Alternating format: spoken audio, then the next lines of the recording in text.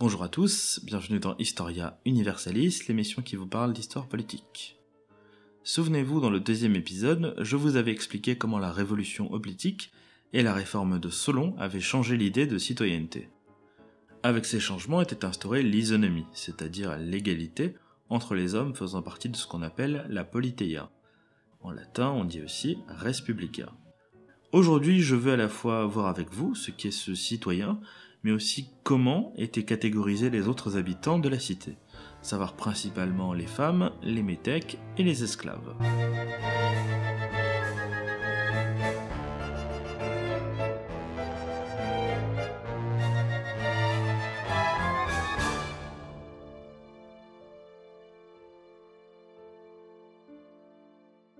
À l'intérieur de ce qu'on appelle le groupe des citoyens, on trouve à la fois les hommes et les femmes âgés de plus de 18 ans, en général rattachés originellement par la domiciliation à la cité. Avec le temps, les cités grecques deviennent plus exclusives, exigeant que les citoyens soient par le sang descendants eux-mêmes de citoyens. Puis après la réforme de Périclès en 451, de 2 parents citoyens. Notez cependant qu'à plusieurs reprises, la cité offre ce qu'on appelle le droit de cité, le droit de rejoindre la politeia, à des métèques, soit à titre exceptionnel, soit en masse durant la guerre du Péloponnèse, après le désastre de Sicile. Les citoyens, femmes et enfants compris, ne forment le plus souvent qu'une minorité dans la cité. Edmond Lévy estime qu'à son apogée, Athènes compte 42 à 43 000 citoyens résidant dans la cité, et 130 000 citoyens au total répartis dans l'Empire. Par contraste, il estime, en se fondant sur les chiffres de la guerre du Péloponnèse, qu'il y a quasiment 120 000 métèques dans la cité même d'Athènes, à la même période. Pour les esclaves, son estimation est de 120 à 130 000 résidents dans la cité. Il y a donc au début de la guerre du Péloponnèse une relative égale répartition des 3 groupes dans la cité athénienne. Nombre de citoyens se trouvent cependant outre-mer dans les cléroukies ou les garnisons de l'Empire. Les hommes de plus de 18 ans ayant accompli l'éphébie, le service militaire, sont citoyens de plein droit, c'est-à-dire qu'ils jouissent de tous les droits et obligations de la communauté civique. En tant que tels, ils peuvent participer à toutes les institutions politiques et religieuses de la cité, sont astreints au service militaire et à la fiscalité, et bénéficient de la protection juridique complète leur permettant d'intenter des procès et de se défendre. Ils bénéficient de protection contre la détention, la torture et la peine de mort. Ils ont notamment le droit à la propriété foncière, aux places privilégiées au théâtre, ainsi qu'aux distributions de l'évergétisme et au mistos. Point important, les femmes sont citoyennes, contrairement à une idée reçue. Elles ne bénéficient pas du droit de participer aux institutions politiques, en revanche elles jouent un rôle majeur dans les cérémonies religieuses civiques qu'il ne faut pas distinguer de la sphère politique, tant ces notions n'ont pas lieu d'être différenciées pour les Grecs.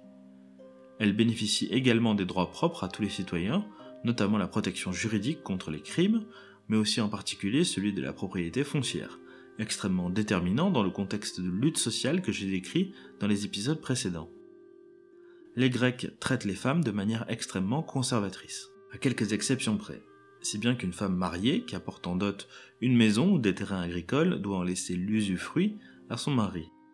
En revanche, lui est conservée la propriété s'il y a divorce ou mort prématurée d'un des époux, ce qui ne permet pas à son mari de s'approprier ses biens, qui restent ainsi dans la famille de l'épouse.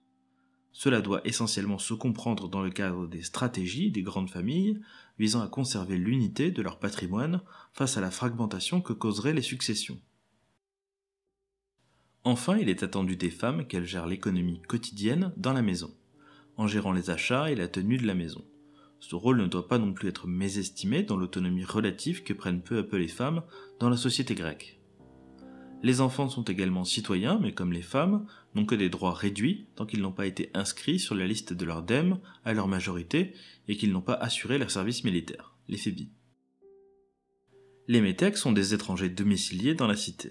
Ils font partie de la communauté civique, mais sont exclus de la participation au pouvoir politique.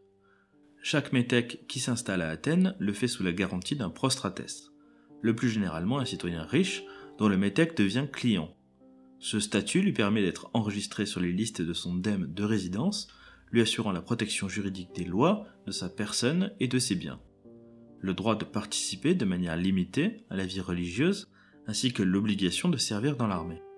Les métèques sont aussi astreints à une taxe spéciale annuelle relativement modérée. Il leur est interdit de posséder en propre de la propriété foncière. Les métèques les plus riches concentrent en revanche une grande partie de la richesse mobilière au IVe siècle et forment une classe pré-capitaliste, très active dans la finance et le commerce. Les autres se concentrent essentiellement dans des métiers de production et d'artisanat ou servent dans la flotte dont les membres reçoivent une solde. Notez que chez les métèques, on compte aussi bien des Grecs que des Phéniciens, des Égyptiens ou des Carthaginois. Ces derniers sont autorisés à pratiquer leur religion, ce qui est attesté par les découvertes archéologiques de temples dédiés à Isis ou d'autres divinités orientales. Le sentiment anti-métèque est relativement présent à Athènes au 5e et au 4e siècle, comme chez le pseudo-Xénophon qui reproche notamment aux métèques d'être quasiment les égaux des citoyens, les plus riches étant admis dans les cercles de l'élite et les plus pauvres partageant les conditions de vie des citoyens prolétaires ou des esclaves. Les métèques n'acquérant pas forcément la citoyenneté, ils s'acculturent de génération en génération jusqu'à former une classe marginalisée de sous-citoyens athéniens. Ils sont cependant absolument essentiels pour le fonctionnement de l'économie athénienne, leur service dans la flotte et la loyauté qu'ils témoignent à Athènes s'ils sont citoyens d'une des cités de la Confédération. Les esclaves forment une classe à part. Dans la société antique, ils sont essentiels au fonctionnement de l'économie agraire des grands domaines, et cette tendance tend à se renforcer. Le relatif équilibre démographique décrit en introduction se transforme au IVe siècle en un renforcement des inégalités, les esclaves finissant par être très majoritaires dans la population. En tout cas, à Athènes même, les paysans pauvres et les prolétaires possèdent des esclaves. La cité elle-même possède en propre environ 20 000 esclaves publics qui travaillent dans les mines d'argent du Laurion, ou pour les plus compétents et formés sont assignés à toutes les tâches administratives où ils assistent les magistrats. Comptables, greffiers, secrétaires par exemple. Les esclaves sont la propriété de leurs maîtres, citoyens et hommes libres. Ils sont des objets animés, bien que considérés comme humains, en droit, ils ne sont pas non plus reconnus comme des sujets complets. Ils bénéficient de certaines protections juridiques contre le meurtre et les mauvais traitements, essentiellement parce qu'il est mal vu dans la société athénienne de faire preuve d'excès et que le meurtre est un interdit. La situation des esclaves est très variable. La condition des mineurs du Laurion est misérable.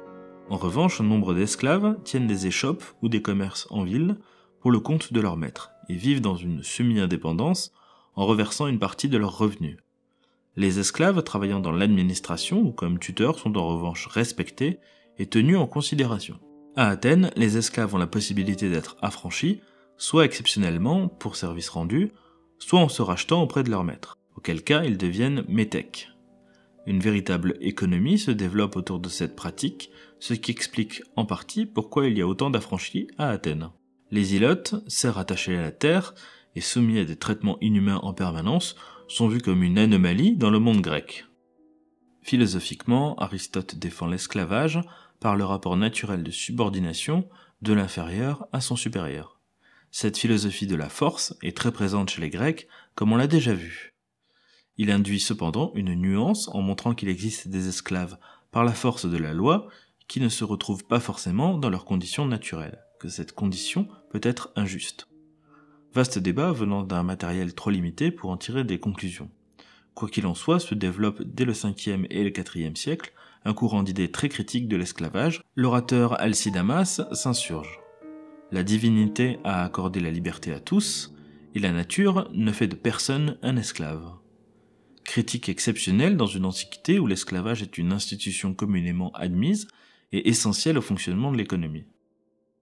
La cité forme dans la conception grecque une grande famille, mais en réalité on se rend compte qu'elle est extrêmement hiérarchisée selon des conceptions propres à l'époque et qui répondent avant tout à un fonctionnement économique et politique particulier. Celui de la cité, dominée par les hommes de plus de 18 ans, nés dans la communauté des citoyens, eux-mêmes hiérarchisés selon les classes soloniennes, du plus pauvre au plus riche. Les femmes, les enfants et les métèques sont relégués au second rang et les esclaves, s'ils ne vivent pas tous l'enfer des grandes exploitations, sont eux totalement exclus de toute communauté politique par définition. Si la société reste encore relativement équilibrée au 5e siècle, l'accroissement constant du nombre d'esclaves et la réduction des citoyens et des métèques posent de plus en plus de difficultés au 4e siècle, mettant en concurrence la main-d'œuvre servile et les travailleurs pauvres citoyens et métèques. un conflit largement instrumentalisé par les élites oligarchiques.